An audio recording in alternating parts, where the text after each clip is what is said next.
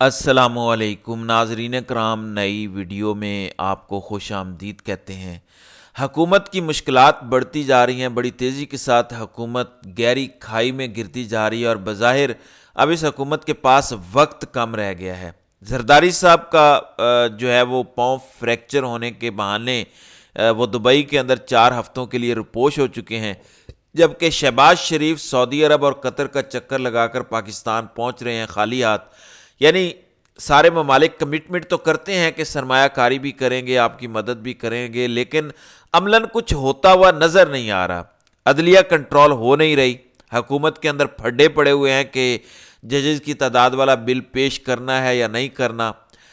نہ جسٹس یحییٰ آفریدی لفٹ کروا رہے ہیں، اور آج تو جسٹس منصور علی شاہ کی بھی واپسی ہو چکی ہے، اور اوپر سے سب سے بڑا درد سر اسلام آباد ہائی کورٹ بنی ہے کہ وہاں سے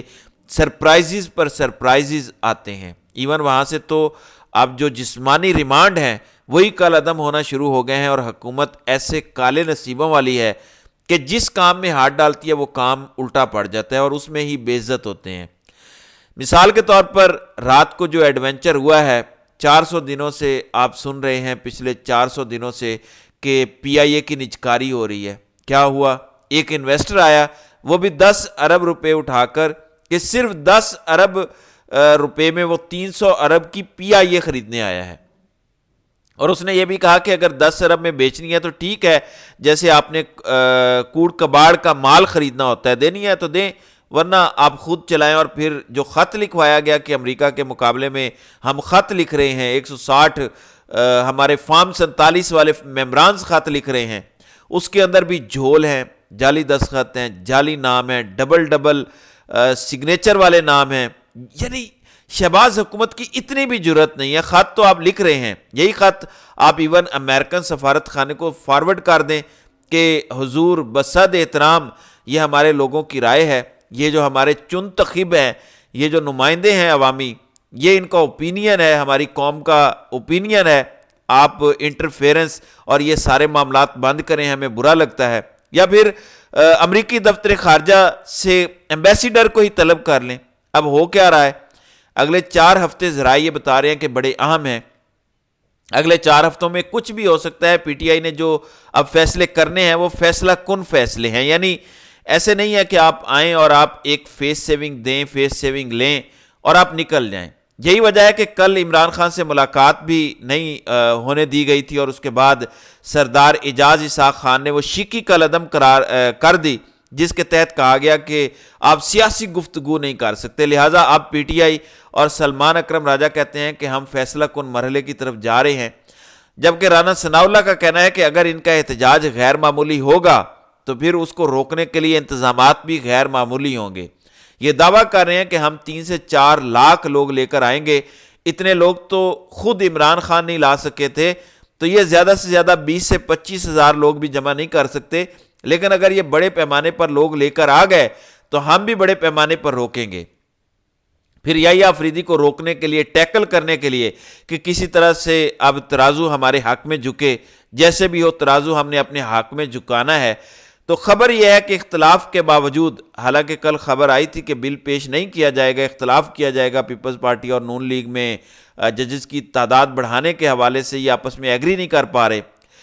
لیکن اس کے باوجود آج اعظم نذیر تارڑ کی جانب سے سینٹ میں پریکٹس اینڈ پروسیجر کا بل پیش کیا گیا ہے۔ ججز کی تعداد کے حوالے سے تو بل نہیں پیش کیا گیا، لیکن خود پریکٹس اینڈ پروسیجر ایکٹ میں تبدیلی کا یہ بل ہے، کیونکہ وہ بھی مسئلہ بنا ہوا ہے۔ اس کا اب کرنا کیا ہے؟ وہ دوبارہ جسٹس منیب کی واپسی ہو گئی ہے، جسٹس منصور علی شاہ واپس آ گئے ہیں، لہٰذا پریکٹس اینڈ پروسیجر والا بل جو ہے وہ سینٹ میں پیش کر دیا گیا ہے آج اعظم نذیر تارڑ کی طرف سے، جسے اب متعلقہ قائمہ کمیٹی میں بھی پیش کیا گیا ہے۔ اور اس کے بعد اسلام آباد ہائی کورٹ انتظار حسین پنجوتھا جو پچھلے 20-25 دنوں سے لاپتہ ہیں، غائب ہیں، 12 نوٹس کیے، حکم نامے جاری کیے گئے عامر فاروق کی جانب سے، لیکن کچھ بھی حاصل حصول نہیں ہوا۔ گزشتہ دنوں اٹارنی جنرل پیش ہوئے تھے، انہوں نے کہا تھا کہ آج جمعے کے دن تک مجھے وقت دے دیں اور انتظار حسین پنجوتھا بازیاب ہو جائیں گے۔ آج وہ اسلام آباد ہائی کورٹ میں دوبارہ پیش ہوتے ہیں اور کہتے ہیں کہ مجھے اگلے 24 گھنٹوں کا مزید وقت دے دیں۔ اگلے 24 گھنٹوں میں امید ہے انتظار حسین پنجوتھا واپس آ جائیں گے۔ اور وہ ریکور ہو جائیں گے۔ اب سوال یہ پیدا ہوتا ہے کہ وہ کہاں سے ریکور ہوں گے، کس کی حراست سے ریکور ہوں گے؟ اگر اغوا کاروں نے انہیں اغوا کیا ہے تو کیا ان اغوا کاروں کا پتہ چلے گا یا ان کے خلاف کوئی ایکشن لیا جائے گا؟ بہرحال اب بتایا جا رہا ہے کہ اگلے 24 گھنٹوں میں ریکور ہو جائیں گے۔ پھر عمران خان کی رہائی کے حوالے سے رات کو آپ کو خبر دی تھی کہ جسٹس میاں گل حسن اورنگزیب کی عدالت میں کیس پہنچ چکا ہے۔ جسٹس میاں گل حسن اورنگزیب نے آج ایون سماعت بھی کی توشہ خانہ 2 کیس کے اندر، جو عمران خان کی ضمانت والا معاملہ ہے۔ بشرا بی بی کی تو آلریڈی ضمانت ہو چکی ہے، لہٰذا اب عمران خان کی ضمانت کے لیے رجوع کیا گیا تھا، اور رجسٹرار آفس نے درخواست پر اعتراضات عائد کیے تھے کہ پرانا وکالت نامہ ہے، یہ ہے وہ ہے۔ تو آج جسٹس میاں گل حسن اورنگزیب نے اعتراضات دور کر دیے ہیں اور اس درخواست کو 4 نومبر کو مقرر کرنے کے حوالے سے ڈیٹ بھی دے دی ہے۔ لہٰذا اب اس کیس کے اندر بھی چانسز ہیں کہ عمران خان کی ضمانت ہو جائے گی اور بہت جلد عمران خان باہر آتے ہوئے نظر آئیں گے۔ پھر محسن نقوی کی بطور چیئرمین پی سی بی تعیناتی کو چیلنج کیا گیا ہے، اور یہ چیلنج تو مارچ میں بھی کیا گیا تھا اور عامر فاروق نے نوٹس بھی جاری کیے تھے، اور اس کے بعد 8 جولائی اور اس کے بعد پھر 15 اکتوبر کو کیس نو سکوپ میں چلا گیا، اور اس کے بعد پتہ ہی نہیں اب اس کیس کی سماعت کب ہوگی۔ پھر ایک دوسرے شہری کی جانب سے دوبارہ درخواست دائر کی گئی کہ chairman P C B Mohsin Naqvi کو فارغ کیا جائے، لہٰذا وہ کیس آج فکس تھا، جس پر عامر فاروق نے جو ہے وہ اعتراض عائد کیا کہ دیکھیں آپ نے محسن نقوی کے خلاف کیس تو کیا ہے، ان کی تعیناتی کو تو آپ نے چیلنج کر دیا ہے، لیکن آپ نے محسن نقوی کو اس میں فریق ہی نہیں بنایا ہوا۔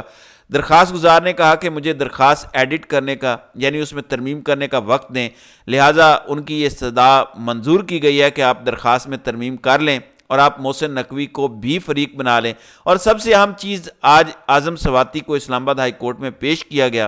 اور ان کی 2 حفاظتی ضمانتیں تھیں۔ جسٹس سمن رفت امتیاز نے اس پر فیصلہ محفوظ کر لیا ہے، اور اس کے علاوہ اسلام آباد ہائی کورٹ کے حکم پر ہی اینٹی ٹیررسٹ کورٹ یعنی جج طاہر عباس سپرا کی عدالت میں انہیں پیش کیا گیا اسلام آباد ہائی کورٹ کے بعد، اور اسلام آباد ہائی کورٹ کے حکم پر ہی جو ہے وہ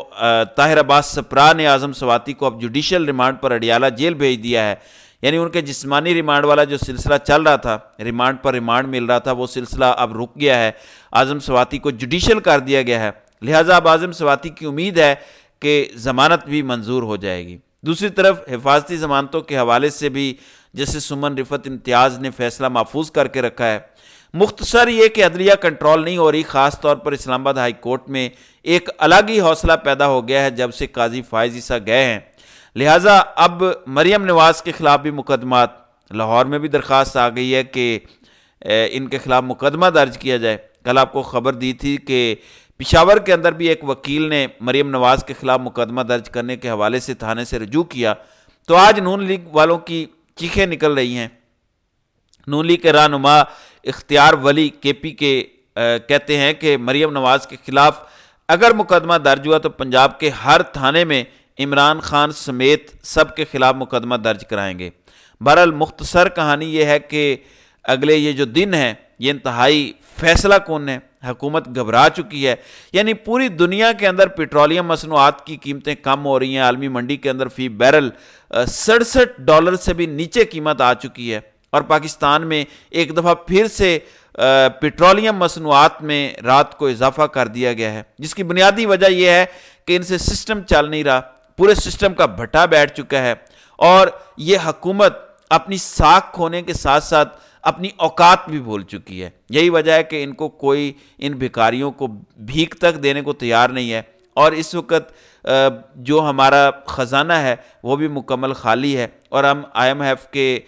رحم و کرم پر ہیں، اور جیسے آئی ایم ایف کہہ رہا ہے اس کے مطابق ہم اپنے ملک کو چلانے کی کوشش کر رہے ہیں۔ تو ناظرین کرام، آپ کی اس ویڈیو کے حوالے سے کیا رائے ہے؟